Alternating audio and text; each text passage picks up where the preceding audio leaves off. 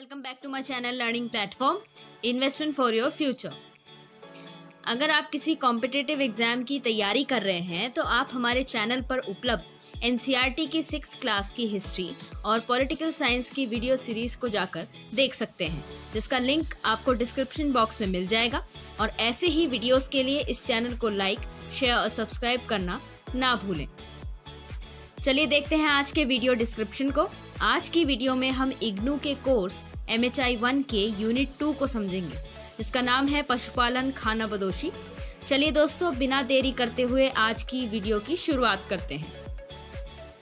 दोस्तों, पिछले यूनिट में हमने शिकार और संग्रहण जैसी गतिविधियों को जाना था और मुख्यतः पाषाण काल पर फोकस किया था। आज इन सबसे आगे बढ़ते हुए पशुपालक खानाबदोशी व्यवस्था को समझते हैं। जैसे जैसे समय आगे बढ़ता गया वैसे वैसे कुछ क्षेत्रों में बदलाव देखने को मिले, जैसे औजारों का साइज और उनके यूज। शिकार, जो कि आगे तक कंटिन्यू रहा, पर पहले से अलग जानवरों को शिकार बनाया गया। पहले के समय में बड़े बड़े समूह बनाए जाते थे और अब लोगों ने अपने आप को छोटे छोटे समूह तक सीमित किया। इसके अलावा मनुष्य ने पेड़ पौधों, जानवरों तथा प्रकृति के अलग अलग नियमों की जानकारी जुटाना शुरू कर दिया। अगर हम पशुपालन के समय की बात करें तो यह लगभग उच्च पुरापाषाण काल में शुरू हुआ, पर जो खानाबदोश साम्राज्य थे वे मध्य युग तक जाकर डेवलप हुए। अब मोटे तौर पर 2 कारणों से पशुपालन की शुरुआत हुई। पहला भोजन के रूप में और दूसरा बलि में आहुति देने के लिए। किसी भी काम को करने के लिए एक प्रॉपर प्रोसीजर को अपनाना पड़ता है। ऐसा ही पशुपालन में हुआ।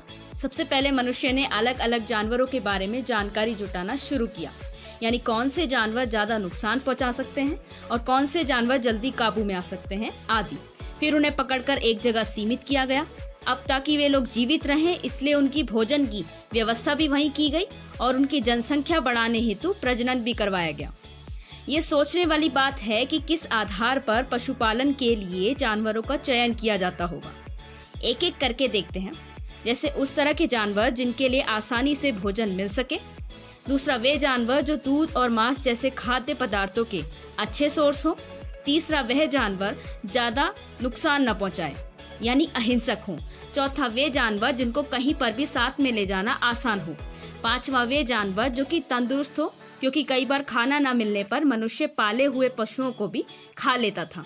और दूसरा, तंदुरुस्त जानवर अन्य जानवरों से अपनी रक्षा भी कर सकता है।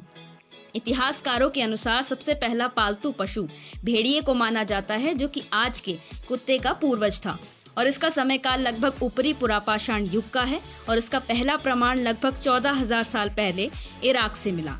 और अगर बात करें पश्चिम एशिया की, तो यहाँ नवपाषाण काल में मिली 5 जानवरों को सबसे पहले पाला गया था, जो कि आप स्क्रीन पर देख सकते हैं। बाद के समय में सहूलियत के अनुसार भेड़ बकरी की संख्या में तेजी से बढ़त देखने को मिली। इसके पीछे कुछ कारण थे, जैसे कि ये मवेशी किसी स्थान में आसानी से रह लेते थे। मनुष्य के द्वारा छोड़ा गया खाना या फिर आसपास की झाड़ियां, घास आदि खा के अपना गुजारा कर सकते थे। इनके शरीर पर उपलब्ध बाल और ऊन किसी भी मौसम में इनकी रक्षा किया करते।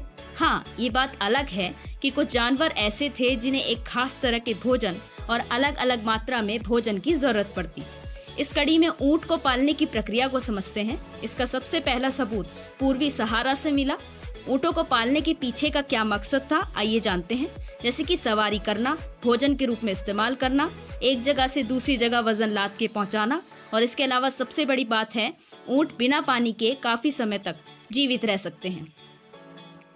इसी प्रकार घोड़े पालने की प्रक्रिया को समझते हैं और इसके महत्व को भी। घोड़े का इस्तेमाल भोजन के रूप में, सवारी करने के लिए, गाड़ी में जोतने के लिए, कम समय में एक जगह से दूसरी जगह दूरी तय करने के लिए, दुश्मन पर आक्रमण करने के लिए और खानाबदोश साम्राज्य की स्थापना में भी इनका बहुत ज्यादा महत्व था।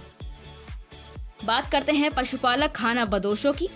पशुपालक खानाबदोश उन प्रजातियों को कहते हैं जो एक जगह से दूसरी जगह भ्रमण करते हुए पशुओं को पालते हैं और इनकी अर्थव्यवस्था इसी तरह के जीवन पर टिकी है। हालांकि कुछ पशुपालक खानाबदोश बस एक जगह पर टिक कर भी रहने लगे थे और कुछ खानाबदोश अपने जीवन यापन के तरीके को बदलते हुए अलग अलग व्यवसाय भी करने लगे थे।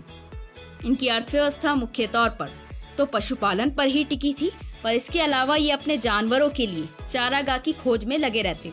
भ्रमण के कारण अलग अलग जगहों की जानकारी जुटाना आसान था और ये एक समूह में अपने जानवरों को चराया करते और बाद में अपनी यूज के लिए थोड़ा बहुत उत्पादन भी करने लगे। इससे निचोड़ निकाला जा सकता है कि खेती से पहले पशुपालन अपने आप में एक अर्थव्यवस्था थी और बाद में पशुपालन और खेती दोनों एक साथ चले। एक जगह से दूसरी जगह पशुपालक खानाबदोशों के विस्थापित होने के पीछे कुछ कारण थे, जैसे कि क्लाइमेट में बदलाव, अलग अलग आपदाएं और खेती हेतु।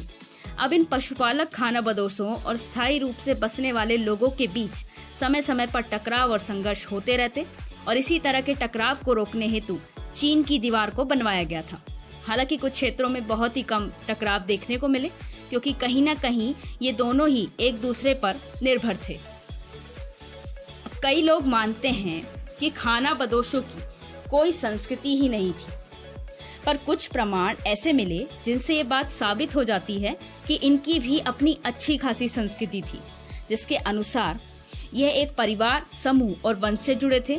चारागाह पर अलग अलग लोगों के अलग अलग अधिकार हुआ करते, यानी कि समाज में कहीं ना कहीं विभेद पाया जाता। बहुत सारे प्रथा, रिवाज, अनुष्ठान के होने का सबूत मिलता है। इनकी अपनी तरह की अर्थव्यवस्था और जीवन शैली थी जो कि औरों से अलग थी। अब आखिर में ये प्रश्न उठता है कि पशुपालक खानाबदोश सक्षम थे या दूसरों पर निर्भर। शुरुआती प्रक्रिया की माने तो ये अपने आप में काफी सक्षम माने गए, जहाँ ये पशुपालन भी कर रहे थे और थोड़ी बहुत खेती भी करने लगे थे। पर बाद में धीरे धीरे इन्हें चीजों की आवश्यकताएं पड़ने लगी, जिसके लिए ये बसे हुए लोगों पर निर्भर होने लगे। पर एक जगह से दूसरी जगह घूमने और लेन देन करते रहने से अलग अलग जगहों के बारे में ज्ञान और तकनीक जुटाना इनके लिए आसान भी हो गया था। परंतु इस व्यवस्था के पतन की बात करें, यानी डिक्लाइन की, तो दूसरों पर निर्भरता ही इसके पीछे का कारण माना गया। इसी के साथ ही ये वीडियो यहीं समाप्त होता है। आगे की यूनिट से जुड़ी वीडियोस के लिए चैनल के साथ जुड़े रहें और ज्यादा से ज्यादा लाइक, शेयर और सब्सक्राइब करें और कमेंट सेक्शन में अपना फीडबैक देना बिल्कुल ना भूलें।